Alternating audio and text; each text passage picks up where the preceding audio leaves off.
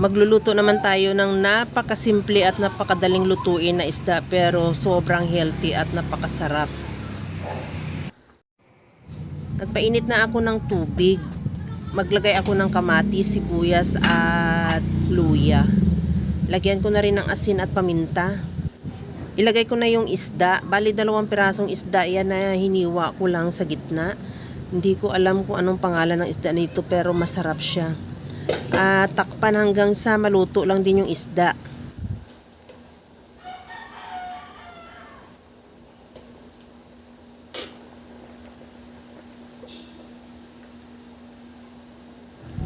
Okay na tong ating isda, luto na. Maglagay na ako ng calamansi juice. At isunod ko na rin ilagay yung 2 pirasong siling green at liquid seasoning. Kahit anong seasoning available sa'yo pwede. At isunod ko na rin nilagay yung talbos ng kamote.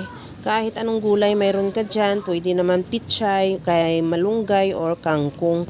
Basta kung anong available lang sa'yo. Antayin na lang natin maluto yung talbos ng kamote.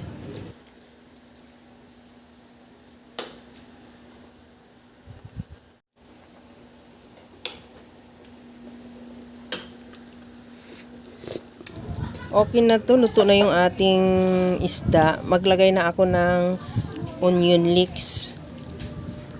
At kunting halo lang yan para maluto yung onion leeks at ready to serve na yung ating napakasarap na tinulang isda.